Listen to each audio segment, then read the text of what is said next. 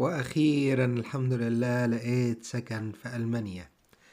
السلام عليكم ورحمة الله وبركاته. النهاردة هنتكلم عن ازاي تلاقي سكن في ألمانيا وتحديدا في برلين عاصمة ألمانيا.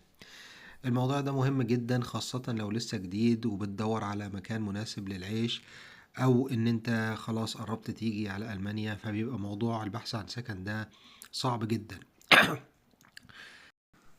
أول حاجة في رحلة البحث عن سكن الأوراق المطلوبة. عشان تأجر شقة في شوية مستندات لازم تكون معاك.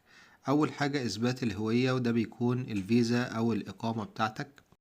تاني حاجة إثبات الدخل، ومعظم الشركات بتطلب إنه يكون مرتبك 3 أضعاف الإيجار على الأقل. يعني لو الإيجار 100 يورو لازم يكون مرتبك على الأقل 300 يورو. ممكن ده يكون عن طريق عقد العمل أو أي ورقة تقدر تثبت إن أنت بتدفع الإيجار. تالت حاجة الشوفة. ممكن يكون الاسم غريب عليك، بس هو ببساطة تقرير بيوضح مدى التزامك المالي. لو كنت متأخر في دفع الإيجار، عندك مشاكل في الأقساط أو فواتير شهرية زي الكهرباء أو الإنترنت مش بتدفع في وقتها، ده بيأثر على تقييمك وبيخلي فرصة تأجير شقة أصعب بكتير. عشان كده مهم جدا تحافظ على سجلك المالي نظيف، وهنشرح ازاي تقدر تطلع الشوفة في فيديوهات جاية.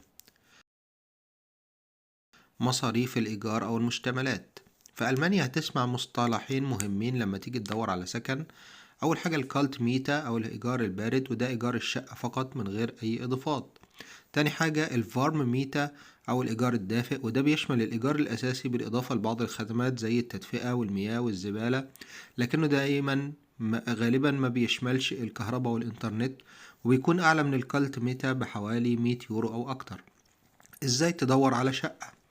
في تطبيقات ومواقع كتير ممكن تدور عليهم، وأشهرهم إيموبيلين سكاوت 24، كلاين أنتسايجا، وفيجي جيزوخت، هاوسينج انيوير.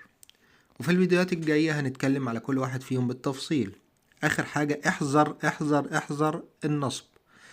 أخيرا وأهم نصيحة، خلي بالك من عمليات النصب. في ناس كتير بتستغل اللي بيدور على سكن، فمهم انك تتأكد انك بتتعامل مع مالك حقيقي او شركة موثوقة قبل ما تدفع اي فلوس. وده كمان موضوع مهم هنتكلم عنه في فيديو منفصل. لو عجبك الفيديو ما تنساش تعمل لايك وشير وتشترك في القناة عشان توصلك الفيديوهات الجاية.